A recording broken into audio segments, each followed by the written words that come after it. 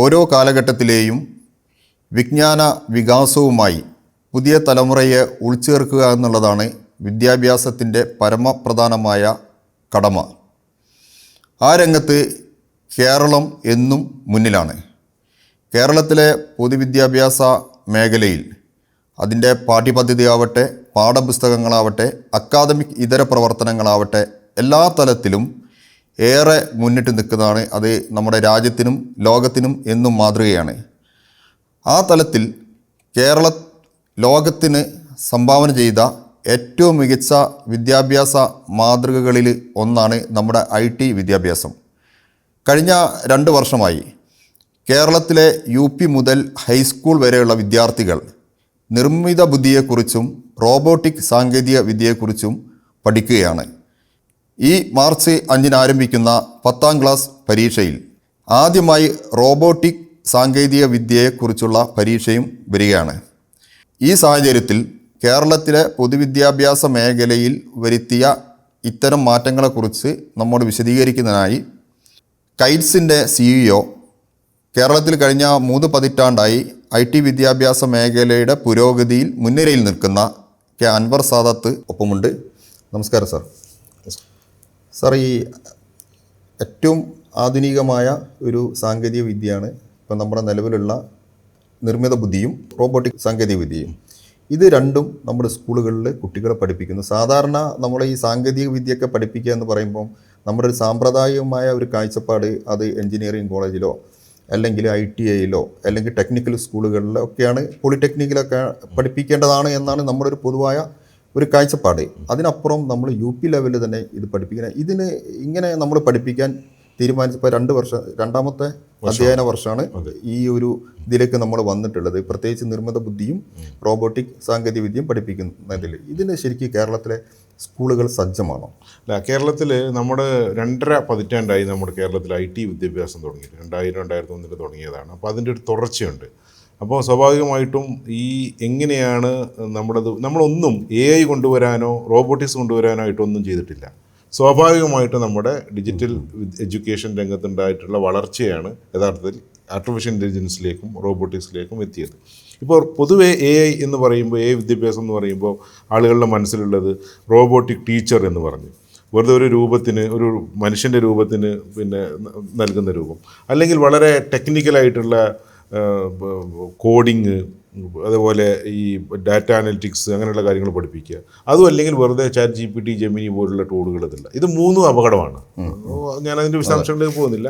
നമ്മളവിടെ ചെയ്യുന്നത് നമ്മളുടെ കരിക്കുലം സമീപനത്തിനനുസരിച്ചും AIയുടെ വെല്ലുവിളികൾ മനസ്സിലാക്കിയും സാധ്യതകൾ തിരിച്ചറിഞ്ഞും ഒരു ബദൽ നിർണ്ണയിക്കുക എന്നുള്ള പ്രക്രിയയാണ് കേരളം നൽകിയത്. അത് നമ്മുടെ കരിക്കുലം സമീപനത്തിനനുസരിച്ച് മുന്നോട്ട് കൊണ്ടുപോകാൻ കഴിഞ്ഞു എന്നുള്ളതാണ് ഈ രംഗത്ത് നമുക്ക് ഇക്കാര്യത്തിൽ ദേശീയ തലത്തിൽ തന്നെ വലിയൊരു സ്വീകാര്യത ലഭിച്ചത്.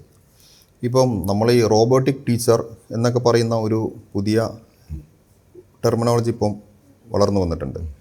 അതൊക്കെ പലപ്പോഴും അതൊരു ഉട്ടോപ്യൻ ചിന്താഗതിയാണോ എന്നുള്ളൊരു സംശയവും ആളുകൾക്കിടയിലുണ്ട്. അപ്പം നമ്മുടെ സ്കൂളുകളിൽ ഇത് പഠിപ്പിക്കുന്നു. സാറ് പറഞ്ഞതുപോലെ കുറേ കഴിഞ്ഞ 3 പതിറ്റാണ്ടായി ഗ്രാജുവലി നമ്മളതിപ്പം കോവിഡ് കാലത്തൊക്കെ നമ്മളത് നമ്മുടെ ഈ പ്ലാറ്റ്ഫോമിലൂടെ ഫസ്റ്റ് ബെൽ ക്ലാസ്സുകളൊക്കെ നമ്മൾ കണ്ടതിന് ശേഷം OTT പ്ലാറ്റ്ഫോം വരെ നമ്മൾ ഉണ്ടാക്കി.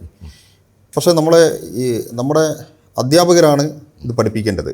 നമ്മുടെ സമ്പത്തും ഏറ്റവും സജീവമായ അധ്യാപക ലോകമാണ്.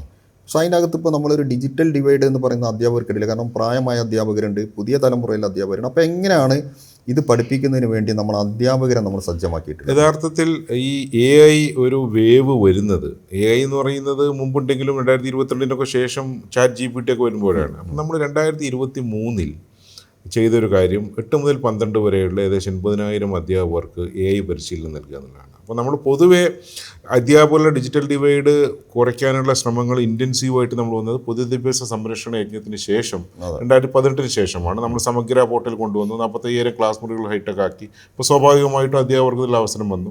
പിന്നെ ഇപ്പോൾ ഒരു കാര്യം കൂടെ ഉണ്ട്. ഇപ്പോൾ ഈ അധ്യാപകർ പ്രൊബേഷൻ ഡിക്ലെയർ ചെയ്യുന്ന കൂൾ എന്ന് പറയുന്ന ഓൺലൈൻ കോഴ്സ് നിർബന്ധമായിട്ടും ചെയ്യണം.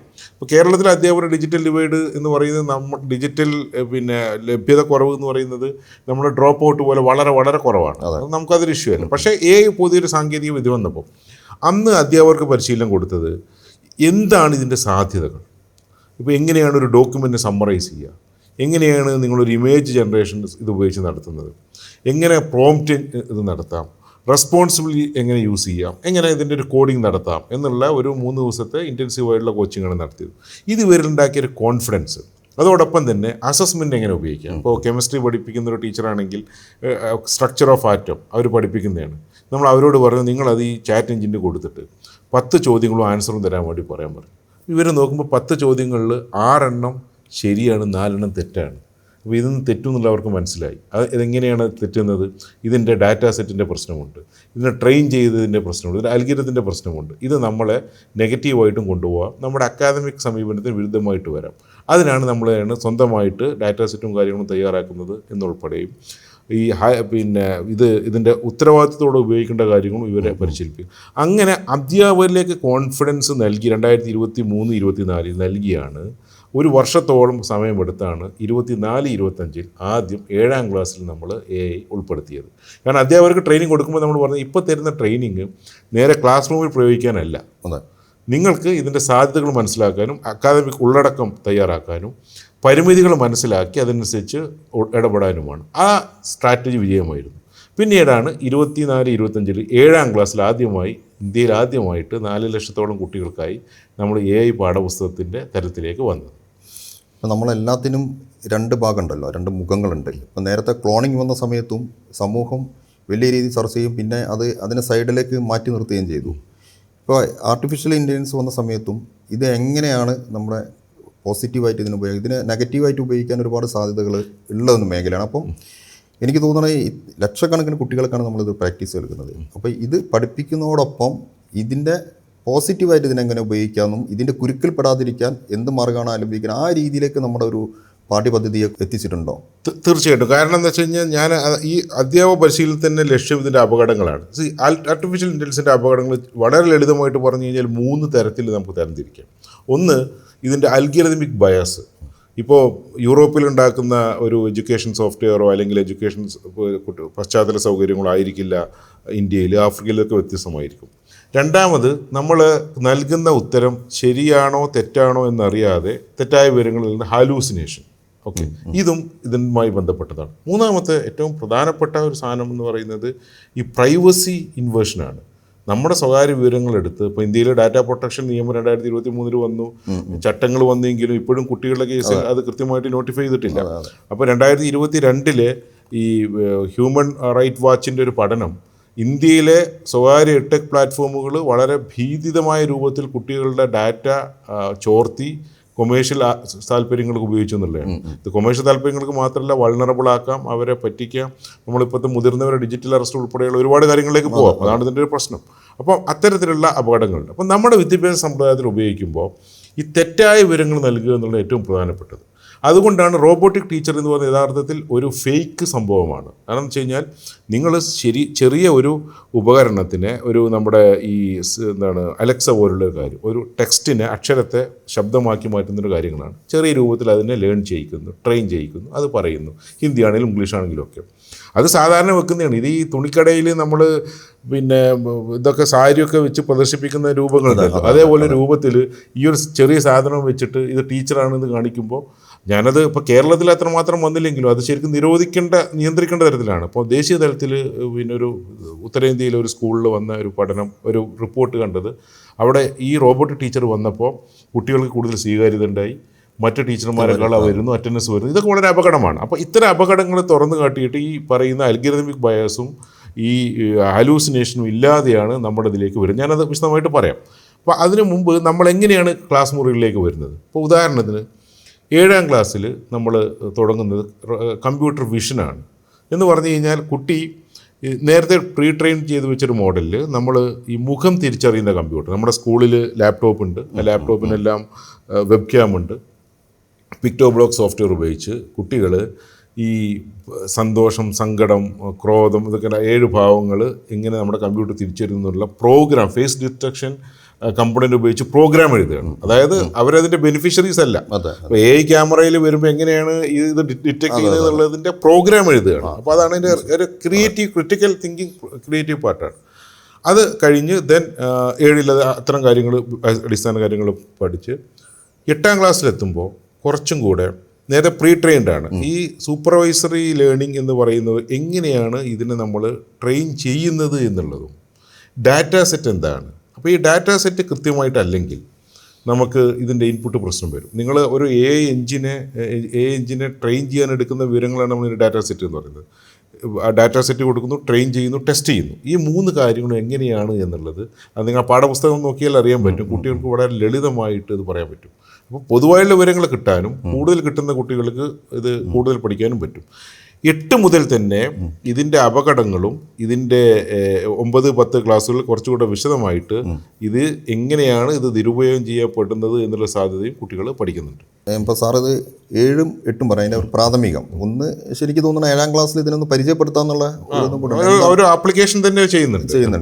8ഉം 9ഉം 10ലേക്ക് എത്തുമ്പം ഇത് ഏത് രീതിയിലാണ് ക്ലാസ് റൂമിൽ അഡാപ്റ്റ് ചെയ്യുന്നത്? അതായത് 7ൽ ഇത് വളരെ സ്ട്രക്ചർഡ് ആയിട്ടാണ്. നമ്മൾ 7ൽ തുടങ്ങുകയെന്നുണ്ടെങ്കിൽ 1 മുതൽ 6 വരെയുള്ള ക്ലാസ്സുകളിൽ കോഡിംഗ് പഠിപ്പിക്കുന്നുണ്ട്, വിഷ്വൽ കോഡിംഗ് പഠിപ്പിക്കുന്നുണ്ട്. അതാണ് ഇതിൻ്റെ ബേസ്. അതായത് LP മുതലുണ്ട്.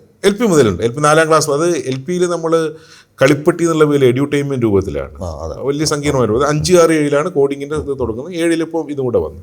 8ൽ നമ്മൾ ഈ പറയുന്ന സൂപ്പർവൈസറി ട്രെയിനിങ്ങും ഡാറ്റാ സെറ്റും ടെസ്റ്റിങ്ങും ഒക്കെ കഴിഞ്ഞ് പിന്നെ 8ൽ വേറെ കാര്യങ്ങളുണ്ട്. ഈ നമ്മുടെ കേൾവി പരിമിതർക്കുള്ള സൈൻ ലാംഗ്വേജ് ഉണ്ടല്ലോ, ഈ സൈൻ ലാംഗ്വേജ് കുട്ടികൾ തയ്യാറാക്കും. സൈൻ ലാംഗ്വേജ് ബ്രെയിലി അല്ല, ഇത് സൈൻ ലാംഗ്വേജ്. സൈൻ ലാംഗ്വേജിൻ്റെ ആക്ഷൻസ് ഇതിൽ കാണിച്ചിട്ട് ഫേസ് ഡിറ്റക്ഷൻ അല്ലെങ്കിൽ നമ്മുടെ ഈ സൗണ്ട് ഫേസ് ഡിറ്റക്ഷൻ വഴി അതിന് കമ്പ്യൂട്ടറിനെ പഠിപ്പിക്കും. അപ്പോൾ അവർ തയ്യാറാക്കുന്നതനുസരിച്ച് ഇതാക്കാൻ പറ്റും. അപ്പോൾ അങ്ങനെയുള്ള ഒരു ഇൻക്ലൂസീവ് ലേണിംഗ് കൂടെ ഉണ്ട്.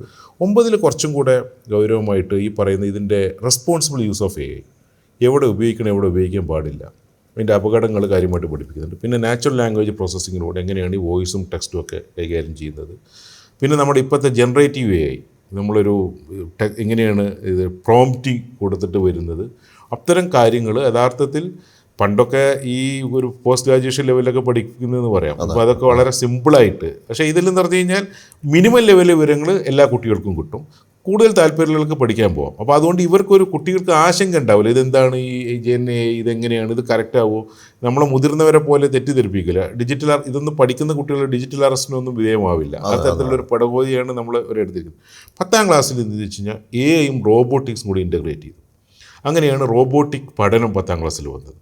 റോബോട്ടിക് പഠനം വരുമ്പോൾ എന്ന് പറഞ്ഞു കഴിഞ്ഞാൽ ഇപ്പം നോക്കൂ, നമ്മൾ 4 ലക്ഷം കുട്ടികളും ഈ റോബോട്ടിക്സ് പഠിക്കുന്നുണ്ട്. നമുക്ക് ഇന്ത്യയിൽ മറ്റൊരു സംസ്ഥാനത്തും ആലോചിക്കാൻ പോലും പറ്റില്ല. ഈ ഫെബ്രുവരി 3 മുതൽ ഇതിൻ്റെ പ്രായോഗിക പരീക്ഷ തുടങ്ങി. കുട്ടികൾ റോബോട്ടിക് ഉണ്ട്. ഈ വർഷം SLC പരീക്ഷയിൽ ഇപ്പം നടന്നുകൊണ്ടിരിക്കുന്ന ഫെബ്രുവരി 3 മുതൽ നടന്നുകൊണ്ടിരിക്കുന്ന IT പ്രാക്ടിക്കൽ പരീക്ഷയിൽ റോബോട്ടിക്സ് ഉണ്ട്. കുട്ടികൾ റോബോട്ടിക് എക്സ്പെരിമെൻറ്റ് ചെയ്യണം. അതൊരു ചരിത്ര സംഭവമാണ്. അപ്പോൾ അത് വളരെ സൈലൻ്റായിട്ട് നടന്നിരിക്കുകയാണ്. അത് വളരെ കൃത്യമായിട്ട് അവർ ചെയ്യുന്നുണ്ട്. അങ്ങനെ ചെയ്യുന്ന കുട്ടി അപ്പോൾ ഒരു 360 ആംഗിളിൽ നമ്മളുടെ IT പഠന പദ്ധതിയിലൂടെ IT പഠിക്കാൻ മാത്രമല്ല മറ്റ് വിഷയങ്ങളിലേക്ക് കൂടി ഇതിൻ്റെ സാധ്യത വരുന്ന രൂപത്തിൽ സമഗ്ര പോർട്ടലിൽ നമ്മുടേതായ AI എഞ്ചിൻ കൂടെ തയ്യാറാക്കിയിട്ടുണ്ട്. അപ്പം അങ്ങനെയുള്ള ഒരു അപ്രോച്ചാണ് നമ്മൾ കേരളത്തിൽ എടുത്തിട്ടുള്ളത്. അപ്പം നമ്മുടെ ഈ പുതിയ പാഠ്യപദ്ധതിയിൽ തൊഴിൽ ഉത്ഗ്രഥിത വിദ്യാഭ്യാസം കൂടെ ഉണ്ട്. എനിക്ക് അതുമായി മെർജ് ചെയ്യാൻ ഇതിന് കഴിയില്ല. ഇത് നമ്മുടെ IT നമ്മൾ കേരളത്തിൽ വിഭാവനം ചെയ്തിരിക്കുന്ന ഒരു പ്രത്യേക വിഷയമായിട്ടല്ല, അത് മറ്റു വിഷയങ്ങളുമായും പ്രായോഗിക നൈപുണികളുമായിട്ടും ബന്ധപ്പെട്ടിട്ടുണ്ട്. അപ്പോൾ അതുകൊണ്ടാണ് ഇപ്പം വൊക്കേഷണൽ ഹയർ സെക്കൻഡറി തലത്തിൽ NSQF-ൻ്റെ ചില സവിശേഷ കോഴ്സുകളുണ്ട്. അതിൽ നമുക്ക് പിന്നെ DTP മുതൽ ഇതിൻ്റെ വരുന്നുണ്ട്, ഡ്രോൺ ടെക്നോളജി. ഇതിലെല്ലാം നമ്മൾ പർപ്പസ്ഫുള്ളായിട്ട് ഫ്രീ ആൻഡ് ഓപ്പൺ സോഫ്റ്റ്വെയറാണ്. അത് നേരത്തെ അവർ സജസ്റ്റ് ചെയ്തിരുന്നത് പിന്നെ പ്രൊപ്രൈറ്ററി പ്ലാറ്റ്ഫോമായിരുന്നു. പക്ഷേ നമ്മൾ ഫ്രീ സോഫ്റ്റ്വെയർ കസ്റ്റമൈസ് ചെയ്തെടുത്തു. നമ്മൾ സിലബസിൽ നിന്ന് ടാലി മാറ്റി ഗ്നൂക്കാത്ത വെച്ച പോലെ ഓട്ടോകാഡ് മാറ്റി ലിബ്രെ കാർഡ് ഉപയോഗിച്ചു. അതൊക്കെ ഭയങ്കര ഒരു ഇതിലുള്ള സംഭവമാണ്. അപ്പോൾ ആ തരത്തിലേക്ക് നമുക്ക് ഇതിനെ പിന്നെ നൈപുണ്യമായിട്ട് ബന്ധപ്പെടുത്തി. ഇനി ഈ 9 IT പാഠപുസ്തകങ്ങളും മാത്സ് എങ്ങനെ AI ഉപയോഗിച്ച് ചെയ്യാന്നുള്ളത് പറയുന്നുണ്ട്, മറ്റ് വിഷയങ്ങളുടെ കാര്യങ്ങൾ പറയുന്നുണ്ട്. അപ്പം ഇതിൻ്റെയൊക്കെ പ്രത്യേകത ഇപ്പോൾ കുട്ടികൾ നമ്മൾ ഡാറ്റാ സെറ്റിൻ്റെ പ്രത്യേകതയും ട്രെയിൻ ചെയ്യേണ്ട ആവശ്യവും അതിൽ അൽഗോരിതമിക് പക്ഷപാതം വരുന്ന പ്രശ്നങ്ങളും പറയുമ്പോൾ എന്താണ് ഇതിന് പരിഹാരം, എന്താണ് നമ്മൾ ക്ലാസ്സിൽ ഉപയോഗിക്കേണ്ടത്, അവിടെയാണ് കേരളം വ്യത്യസ്തമായി സ്വന്തമായിട്ടൊരു ആർട്ടിഫിഷ്യൽ ഇൻ്റലിജൻസ് എൻജിൻ നമ്മൾ തയ്യാറാക്കിയത്. അത് തയ്യാറാക്കുമ്പോൾ നമ്മൾ നമ്മുടെ സമഗ്ര പ്ലസ്സിൽ നമുക്കുള്ള വിവരങ്ങളാണ്, അതാണ് ഇതിൻ്റെ ഡാറ്റ സെറ്റ്. അതിനെ നമ്മൾ അങ്ങോട്ട് ട്രെയിനിങ്ങിന് വേണ്ടി ഉപയോഗിച്ച് ഒരു റാഗ് ബേസിൽ നമ്മുടെ തന്നെ സംവിധാനങ്ങൾ ഉപയോഗിച്ച് തെറ്റായ വിവരങ്ങൾ വരാത്ത രൂപത്തിൽ 100% കുട്ടികൾക്കും അധ്യാപകർക്കും ഉപയോഗിക്കാൻ പറ്റുന്നൊരു സേഫർ സോൺ അവിടെ ക്രിയേറ്റ് ചെയ്തു. പ്രൈവറ്റ് ഡാറ്റ അവിടെ ഷെയർ ചെയ്യേണ്ട ആവശ്യമില്ല, കാരണം ഓൾറെഡി നമ്മുടെ കുട്ടികളുടെ ലോഗിൻ ബാക്കിയുള്ള കാര്യങ്ങൾ അവർക്കുണ്ട്. അങ്ങനെയുള്ള വ്യത്യസ്തമായൊരു മോഡലാണ് സമഗ്ര AI എഞ്ചിൻ. അതാണ് ഇപ്പോൾ 2 ദേശീയ അവാർഡ് നമുക്ക് ഈ വർഷം ഇപ്പോൾ 2 മാസത്തിനകത്ത് കിട്ടി. അപ്പോൾ അത്തരത്തിൽ നമ്മൾ എന്തൊക്കെയാണ് അപകടങ്ങൾ, ആർട്ടിഫിഷ്യൽ ഇൻ്റലിജൻസിൻ്റെ അപകടങ്ങൾ എന്തൊക്കെയാണെന്ന് പഠിപ്പിക്കുന്നു, സാധ്യതകൾ കാണിക്കുന്നു, റോബോട്ടിക്സിൻ്റെ തരത്തിലേക്ക് ഉപയോഗിക്കുന്നു. ബദൽ ഒരു ആർട്ടിഫിഷ്യൽ ഇൻ്റലിജൻസ് എഡ്യൂക്കേഷൻ മോഡലും ബിൽഡ് ചെയ്തിട്ടാണ് കേരളത്തിൽ IT വിദ്യാഭ്യാസം കൈറ്റിൻ്റെ നേതൃത്വത്തിൽ മുന്നോട്ട് പോകുന്നത്. നമ്മളിത് പറയുമ്പോഴേ നമ്മുടെ സ്കൂളുകളിലെ ഏറ്റവും സജീവമായ രൂപമാണ് ലിറ്റിൽ കൈറ്റ്സ്. അത് ക്ലബ്ബായിട്ടും അവർ സന്നദ്ധ പ്രവർത്തനം എല്ലാ മേഖലയിലും അവരുണ്ട്. സ്കൂളിൽ ഏത് പൊതുപ്രവർത്തനം വരുമ്പോഴും അവർ വളരെ സജീവമാണ്. അപ്പം അവർക്ക് അവരുടേതായ കുറേ മൊഡ്യൂളും കാര്യങ്ങളുണ്ടാവും. അവർക്ക് ഈ ഇപ്പോൾ AI ആവട്ടെ, നമ്മുടെ റോബോട്ടിക് സാങ്കേതിക വിദ്യ ആവട്ടെ, അത് ഇവരുടെ ആ ഒരു പ്രവർത്തനങ്ങളുമായി ലിങ്ക് ചെയ്തിട്ടുണ്ടോ? ഇത് നല്ല യഥാർത്ഥത്തിൽ ലിറ്റിൽ കൈറ്റ്സ് ഇല്ലായിരുന്നെങ്കിൽ ഈ IT റോബോട്ടിക്സ് പഠനം നമ്മുടെ സ്കൂളിലേക്ക് എത്തുമായിരുന്നില്ല. ഞാനതിൻ്റെ ഇതിലേക്ക് വരാം. നമുക്ക് 2 കാര്യങ്ങളാണ് നമ്മളെപ്പോഴും പറയാറ്. സ്വതന്ത്ര സോഫ്റ്റ്വെയർ ഇല്ലായിരുന്നെങ്കിൽ കേരളത്തിൽ ഇത്രമാത്രം ലെവൽ IT വരില്ലായിരുന്നു എന്ന് പറഞ്ഞ പോലെ തന്നെ. കാരണം നമ്മളിത് ഇപ്പം 1,80,000 കുട്ടികളുണ്ട് ലിറ്റിൽ കൈറ്റ്സ് കൊണ്ടിൽ. 8ാം ക്ലാസ്സിൽ 60,000, 9ാം ക്ലാസ്സിൽ 60,000, 10ാം ക്ലാസ്സിൽ 60,000. 10ാം ക്ലാസ്സിലെ കുട്ടികൾ അതിൻ്റെ പ്രവർത്തനങ്ങൾ കഴിഞ്ഞ് പോയി 9ൽ ആക്റ്റീവായിരിക്കും, 8ൽ അവർ വരുന്നു. നമ്മൾ ഈ 2023 ഇപ്പോൾ ഈ വർഷമാണല്ലോ റോബോട്ടിക്സ് 10ാം ക്ലാസ്സിൽ വന്നത്. 2 കൊല്ലം മുമ്പ് തന്നെ ലിറ്റിൽ കൈറ്റ്സിന് ഇത് കൊടുത്തിരുന്നു. ലിറ്റിൽ കൈറ്റ്സിൻ്റെ സിലബസിൻ്റെ ഭാഗമാക്കി AI-യും ഈ കമ്പ്യൂട്ടർ വിഷനും ഒക്കെ ഭാഗമാക്കി അവർ ഈ 60,000 കുട്ടികൾ ഇത് ചെയ്യുന്നതിൻ്റെ പ്രായോഗിക ബുദ്ധിമുട്ടും കാര്യങ്ങളെല്ലാം മനസ്സിലാക്കി ആ കോൺഫിഡൻസ് കിട്ടിയിട്ടാണ് നമ്മൾ പാഠപുസ്തകത്തിലേക്ക്. അതായത് അവരിലൂടെ പരീക്ഷണം കൂടെ കറക്റ്റ്. അപ്പോൾ പൈലറ്റിംഗ് എന്ന് പറയും, പരീക്ഷണമുള്ള ഓക്കെ. അപ്പോൾ അവർ മുമ്പേ നടക്കുന്നതാണ്. കാരണം എന്ന് വെച്ച് കഴിഞ്ഞാൽ ഇപ്പം അവർ 4 ലക്ഷം രക്ഷിതാക്കൾക്ക് പരിശീലനം കൊടുത്തു. ഇപ്പം നമ്മൾ ഈ വർഷം ചെയ്യാൻ പോകുന്ന കാര്യം 5 ലക്ഷത്തോളം രക്ഷിതാക്കൾക്ക് AI പരിശീലനമാണ് ലിറ്റിൽ കൈറ്റ്സ് കൊടുക്കാൻ പോകുന്നത്. അതിൻ്റെ പ്ലാൻ നമ്മളിപ്പോൾ തയ്യാറാക്കി വരുന്നുണ്ട്. അത് ഞങ്ങൾ അടുത്ത് തന്നെ ഇത് അനൗൺസ് ചെയ്യും. അപ്പം അങ്ങനെ കൊടുത്ത് റോബോട്ടിക്സ് വന്നു, AI വന്നു. ഇനിയിപ്പോൾ അത് അഡ്വാൻസ് റോബോട്ടിക്സ് കിറ്റ് കൊടുക്കുന്നു. ആദ്യം ലിറ്റിൽ കൈറ്റ്സിനാണ്. ഈ 2500 സ്കൂളിൽ കൊടുക്കുന്നു, ആദ്യം ലിറ്റിൽ കൈറ്റ്സിനാണ്. അപ്പോൾ ലിറ്റിൽ കൈറ്റ്സിലൂടെ പ്രയോഗിച്ച് വേറെ പ്രധാനപ്പെട്ട ഗുണം നിങ്ങൾ പൈലറ്റിംഗ് മാത്രമല്ല, ഇപ്രാവശ്യം 10ാം ക്ലാസ്സിൽ 3.5 ലക്ഷം കുട്ടികൾക്കാണ് ലിറ്റിൽ കൈറ്റ്സ് കുട്ടികൾ നേരിട്ട് പരിശീലനം കൊടുത്തത്. അതായത് 4.5 ലക്ഷം കുട്ടികളുള്ളതിൽ 60,000 ലിറ്റിൽ കൈറ്റ്സ് കുട്ടികൾക്ക് കഴിഞ്ഞ വർഷം തന്നെ റോബോട്ടിക്സ് പരിശീലനം കിട്ടിയിട്ടുണ്ട്. ബാക്കി വരുന്ന കുട്ടികൾക്ക് ഇവർ നേരിട്ട് അധ്യാപകർ പരിശീലനം കൊടുത്തതിന് പുറമെ ഒരു ദിവസം പ്രത്യേക പരിശീലനം കൊടുത്തു. അങ്ങനെ ലിറ്റിൽ കൈറ്റ്സ് കുട്ടികൾ അവർക്ക് പരിശീലനം കിട്ടുകയും മറ്റു കുട്ടികൾക്ക് ഈ പുതിയ സംവിധാനങ്ങൾ വരികയും ചെയ്യുന്നതോടുകൂടെ ഒരു നല്ല വേഗത നമ്മുടെ സ്കൂളുകളിലെ IT പ്രവർത്തനങ്ങൾക്ക് വന്നിട്ടുണ്ട്. നമ്മളിത് പറയുമ്പോഴിപ്പം വളരെ പരിമിതമായ സ്കൂളിൽ തിങ്കറിംഗ് ലാബുകളൊക്കെ ഉണ്ട്. പ്രത്യേകിച്ച് റോബോട്ടിക് കാര്യങ്ങളൊക്കെ ചെയ്യാനും പഠിക്കാനും പ്രത്യേക പരിശീലനം കൊടുക്കാനൊക്കെ ഉള്ള ശരിയായ ദിവസങ്ങളിലൊക്കെയാണ് അവരുടെ ക്ലാസ്സുകളൊക്കെ നടക്കുന്നത്. എന്നാൽ ഭൂരിപക്ഷ സ്കൂളുകളിൽ അതില്ല. ഇപ്പോൾ IT വിദ്യാഭ്യാസം ഇത്ര അഡ്വാൻസ് ആയ നിലയ്ക്ക് എല്ലാ സ്കൂളുകളിലും വളരെ സജീവമായി ഇത്തരത്തിലുള്ള, അതായത് IT ലാബുകളൊക്കെ സ്കൂളുകളുണ്ടാവും. പക്ഷേ സാറിന് അറിയില്ല IT ലാബുകളുടെ ഒരു പരിമിതി എന്താണെന്ന്.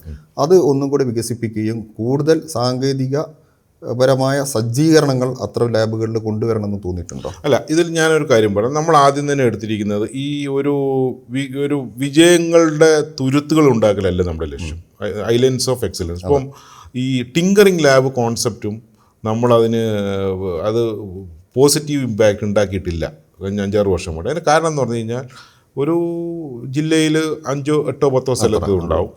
അവിടെ അത് ആ ടീച്ചേഴ്സ് അത് ഓൺ ചെയ്യുന്നില്ല. നീതി ആയോഗ് നേരിട്ട് കൊടുത്ത് അത് പ്രൈവറ്റ് ഏജൻസികളാണ് റൺ ചെയ്യുന്നത്. അവർ പോയി കഴിയുമ്പോൾ പോകും. ഇപ്പോൾ സമഗ്ര ശിക്ഷ വഴി സ്റ്റാർസ് പ്രോജക്റ്റ് വന്ന ചിലതന്നെ നമുക്ക് പ്രതീക്ഷ നൽകുന്നുണ്ട്. പക്ഷേ അത് ATL അല്ല, ഒരു ടിങ്കറിംഗ് ലാബാണ്. നമ്മൾ അതിന് പകരം ചെയ്തത് ഇപ്പോൾ ടിങ്കറിംഗ് ലാബുള്ള സ്ഥലങ്ങൾ കണ്ടെത്തി അതിനൊരു ഹബ്ബാക്കി എടുത്തു. പക്ഷേ സ്കൂളുകളിൽ, എല്ലാ സ്കൂളുകളിലും നിങ്ങൾ മിനിമം സംവിധാനം ഒരുക്കണം. ചില സ്ഥലങ്ങളിൽ അതൊരു വിസിറ്റിംഗ് പോയിൻ്റാക്കി മാറ്റാം. അതാണ് നമ്മൾ മിനി റോബോട്ടിക് കിറ്റുകൾ എല്ലാ സ്ഥലത്തും കൊടുത്തു. അഡ്വാൻസ് റോബോട്ടിക് കിറ്റും എല്ലാ ഹൈസ്കൂളിലും കൊടുത്തു. അപ്പോൾ അങ്ങനെ കൊടുത്ത് മെല്ലെ ഇപ്പം ഇതിനെ ഉപയോഗിക്കണമെന്നുണ്ടെങ്കിൽ ഏറ്റവും പ്രധാനപ്പെട്ടത് നിങ്ങൾക്ക് ലാപ്ടോപ്പുകൾ വേണം, ഇൻ്റർനെറ്റ് വേണം. ഇതിൻ്റെ സോഫ്റ്റ്വെയർ വേണം, ട്രെയിനിങ് വേണം. ഇതൊക്കെ നമുക്ക് എത്ര എണ്ണം പറ്റും? നമുക്ക് ഓൾറെഡി ഉണ്ട്. നമുക്ക് 3 ലക്ഷത്തോളം ലാപ്ടോപ്പുകൾ സ്കൂളുണ്ട്. ഈ ഡിവൈസസ് എന്ന് പറഞ്ഞാൽ ഇപ്പോൾ നമ്മൾ ഒരെണ്ണം കൊടുത്തു. അന്ന് നമ്മൾ 9,000 ആദ്യം 2,000 കൊടുത്തു, 9,000 ആക്കി, പിന്നീട് 29,000 ആക്കി. ഇപ്പോൾ ഈ 5,000 ആക്കിയത് എന്ന് പറഞ്ഞു കഴിഞ്ഞാൽ ഇനി CSR ഫണ്ടും ബാക്കിയുള്ള കാര്യങ്ങളും വരുമ്പോൾ ഓരോ സ്കൂളിലും ഇതും ഒരു 30,000 എണ്ണം വളരെ പെട്ടെന്ന് വരും. അപ്പോൾ പുതിയ റോബോട്ടിക് കിറ്റുകളിൽ ഇപ്പോൾ നമ്മൾ പഴയത്തെ റോബോട്ടിക് കിറ്റ് ആർഡിനോ അധിഷ്ഠിതമായ കിറ്റായിരുന്നെങ്കിൽ അതിൽ വൈഫൈ ബ്ലൂടൂത്തും ഉണ്ടായിരുന്നില്ല, കൂടെ ഉണ്ടായിരുന്നില്ല. അതിന് നിങ്ങൾ അത് ലാപ്ടോപ്പിലേക്ക് കണക്ട് ചെയ്ത് ലാപ്ടോപ്പിൻ്റെ സഹായത്തോടു കൂടിയാണ് ചെയ്യണം. പിന്നെ അതിൽ മിനിമം സെൻസർ ഉണ്ടായിരുന്നു. ഇപ്പോൾ 8ഓളം സെൻസറുകളുണ്ട് നമ്മൾ പുതിയ അഡ്വാൻസ് കിറ്റിൽ. അത് മാത്രമല്ല ESP32 ബോർഡിൽ വൈഫൈയും ബ്ലൂടൂത്തും പിന്നെ ഈ IoTയുമായിട്ട് കണക്ട് ചെയ്യാൻ പറ്റും. അപ്പോൾ അതിനർത്ഥം എന്ന് പറഞ്ഞു കഴിഞ്ഞാൽ നിങ്ങൾക്ക് പിന്നെ ഏത് തരത്തിൽ റിമോട്ടായിട്ടുള്ള സാധനങ്ങൾ ഉണ്ടാക്കാം. അതിലിപ്പോൾ ഏറ്റവും ആകർഷകമായൊരു സാധനം എന്ന് പറഞ്ഞു കഴിഞ്ഞാൽ ഈ 4 വീൽ ഡ്രൈവിൻ്റെ മിനി രൂപമായിട്ടുള്ള കാറിൻ്റെ മോഡൽ. അത് കാറിന് മാത്രമല്ല, നടക്കുന്ന റോബോട്ടാണ്, ചാടുന്ന റോബോട്ടും, ഫുട്ബോൾ കളിക്കുന്നതും എല്ലാം റോവർ മോഡലാണ്, മൂവ് ചെയ്യാൻ പറ്റുന്നത്. നമ്മൾ പഴയതിൽ അതുണ്ടായിരുന്നില്ല. പിന്നെ സബ്മിസിബിൾ മിനി വാട്ടർ പമ്പ്, ചെറിയ വാട്ടർ പമ്പ്, അതിൻ്റെ ചിത്രങ്ങൾ കണ്ടാൽ അറിയാൻ പറ്റും. അപ്പോൾ അത് വെച്ചിട്ട് എങ്ങനെയാണ് ഈ ഇറിഗേഷൻ സഹായിക്കുന്നത് എന്നുള്ളതാണ്. പിന്നെ മറ്റൊന്ന് ലിഥിയം അയൺ ബാറ്ററി, ഇഷ്ടംപോലെ ഇതിന് ബാറ്ററി പവർ റീചാർജബിൾ ആണ് നമ്മളിപ്പോൾ സ്കൂളിലേക്ക് കൊടുത്തിരിക്കുന്നത്. ഈ 3 കമ്പോണൻറ്റ്. ESP32 സെൻസറുകളാണെന്നുണ്ടെങ്കിൽ പിന്നെ PIR മോഷൻ സെൻസർ. ഇപ്പോൾ നിങ്ങളൊരു സ്ഥലത്തേക്ക് പോയി കഴിഞ്ഞാൽ ആൾ വന്നോ ഇല്ലേ എന്നുള്ള ഡിറ്റക്ട് ചെയ്യാൻ പറ്റുന്ന മോഷൻ. ഹ്യൂമിഡിറ്റി കണ്ടെത്താൻ പറ്റുന്നത്. അപ്പോൾ സ്മാർട്ട് വെതർ സ്റ്റേഷനുകൾ ഉണ്ടാക്കാൻ പറ്റുന്നത്. എയർ ക്വാളിറ്റി കേരളത്തിൽ ഡൽഹിയൊക്കെ എത്രയാണെന്നുള്ള അറിയാൻ വേണ്ടി എയർ സെൻസറുണ്ട്. പിന്നെ ഈ നമ്മൾ നിശ്ചിത വഴികളിലൂടെയാണോ ഇത് പോകുന്നത്? ഇപ്പോൾ ഈ ഡ്രൈവർലെസ് വെഹിക്കിളിലൊക്കെ പോകുന്ന ലൈൻ ട്രാക്കിംഗ് സെൻസേഴ്സ് ഉണ്ട്. Soil moisture sensor. അങ്ങനെ 6-7 തരം സെൻസറുകൾ ഇതിൻ്റെ ഭാഗമായിട്ടുണ്ട്. അപ്പോൾ ഇതെല്ലാം കൂടിയുള്ളൊരു എക്കോസിസ്റ്റമാണ്. ഈ കാറുകൾ ഇതും കാണുന്ന ഓടുകളും എന്നൊക്കെ നമ്മൾ കാണുന്നുണ്ടെങ്കിലും അതിൻ്റെ സോഫ്റ്റ്വെയർ, അത് പഠിക്കേണ്ട കാര്യങ്ങൾ, ഇതെല്ലാം ഇപ്പം നമ്മൾ ഫെബ്രുവരി 7-8 ലിറ്റിൽ കൈറ്റ്സ് ക്യാമ്പുകളിൽ കുട്ടികൾ ഇത് എല്ലാം തുടങ്ങും. ലിറ്റിൽ കൈറ്റ്സ് കുട്ടികളാണ് ചെയ്യുന്നത് ജില്ലാ ക്യാമ്പിൽ. ഇനി അടുത്ത സബ് ജില്ലാ ക്യാമ്പ് വരും. അങ്ങനെ ഇവർ ഒന്ന് സ്റ്റേബിളായിട്ടാണ് നമ്മൾ മറ്റു കുട്ടികളിലേക്ക് കൊടുക്കുക. അപ്പോൾ ആ ഒരു മാതൃക വളരെ വിജയകരമായിട്ട് നമുക്ക് ചെയ്യാൻ കഴിയുന്നുണ്ട്. സാർ ഇപ്പോൾ ഇതേക്കുറിച്ച് ഒരുപാട് പഠനം നടത്തിയിട്ടുണ്ടാവും. വർഷങ്ങളായിട്ട്, എനിക്ക് തോന്നുന്നു 30 വർഷമായിട്ട് സാർ ഇതിൻ്റെ ഒപ്പം ഉണ്ട് എല്ലാ കാലത്തും. ഒരുപാട് വിദേശ രാജ്യങ്ങളിൽ കേരളത്തെ പോലെ തന്നെ പ്രാഥമിക വിദ്യാഭ്യാസ രംഗത്ത് വളരെ മുന്നിട്ട് നെതർലാൻഡ് പോലുള്ള രാജ്യങ്ങളൊക്കെ. അവിടെയൊക്കെ സാർ അവിടുത്തെ ഇത്തരം മാറ്റങ്ങളൊക്കെ നോക്കിക്കാണുന്ന ഒരാളും കൂടെ, അല്ലെങ്കിൽ പഠിക്കുന്ന ഒരാളും കൂടെ നിൽക്കി ഇതുപോലുള്ള എന്തെങ്കിലും ഒരു ഇന്നോവേഷൻസ് മറ്റേതെങ്കിലും രാജ്യത്ത് നടക്കുന്നതായിട്ട്? അല്ല, അത് പല രാജ്യത്ത് പല രൂപത്തിലാണ്. ഫോർ എക്സാമ്പിൾ നമ്മളെ പോലെ യൂണിവേഴ്സലായിട്ട് ഇപ്പോൾ സ്വതന്ത്ര സോഫ്റ്റ്വെയർ ഉപയോഗം ഒരു ലോകത്ത്, ഇന്ത്യയിലല്ല ലോകത്ത് ഒരു പ്രദേശത്ത് ഏറ്റവും കൂടുതൽ ഡെൻസിറ്റിയോടെ നടക്കുന്നത് കേരളമാണ്.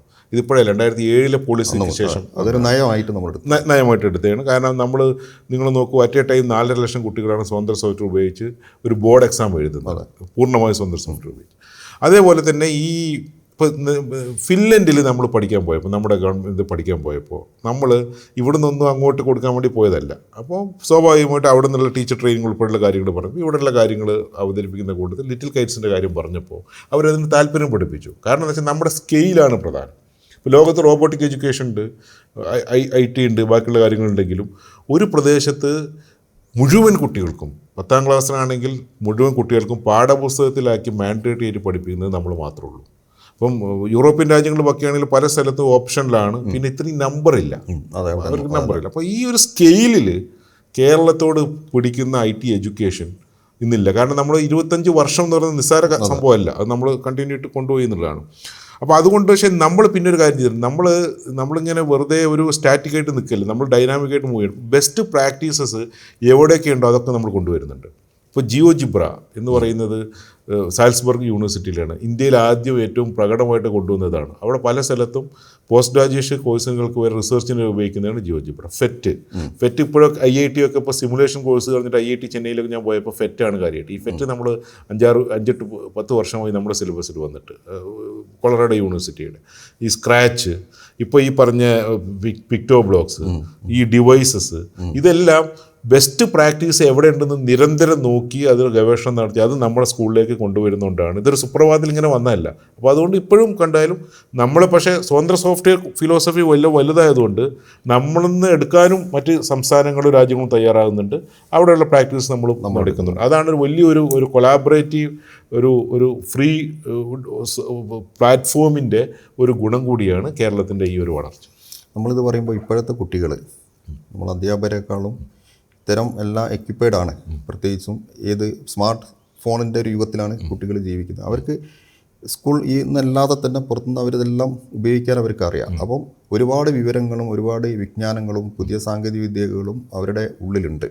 അത്തരം കുട്ടികളാണ് നമ്മുടെ ഈ അധ്യാപകർ അഭിസംബോധന ചെയ്യുന്നത്. അപ്പം 2 വർഷമായി ഇപ്പം ഈ സാർ നമ്മളെ AI-യും റോബോട്ടിക്കിൻ്റെയൊക്കെ പരിശീലനം നമ്മൾ അവരുടെ ഒരു ഫീഡ്ബാക്ക് എന്താണെന്നുള്ളത്.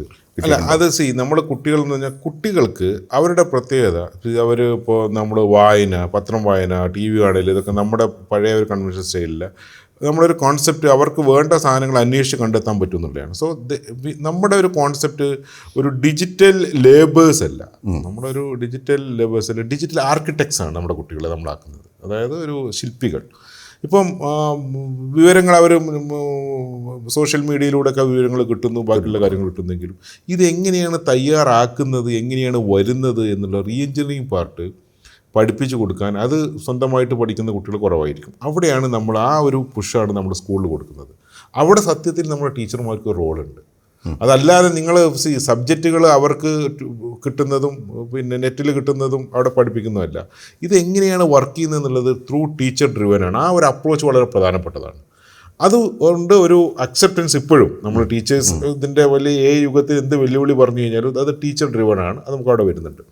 പിന്നെ ഇവരുടെ ഒരു ബിഹേവിയറൽ ആസ്പെക്ട്സ് ഉണ്ട്, പ്രത്യേകിച്ച് കോവിഡിന് ശേഷമുള്ള. അത് ഒരു ആഗോളത്തിലെ ഇഷ്യൂ ആണ്. ഇപ്പോൾ ഓസ്ട്രേലിയ 16 വയസ്സിന് താഴെയുള്ള കുട്ടികളുടെ 10 സോഷ്യൽ മീഡിയയുടെ ഉപയോഗം നിരോധിച്ചു.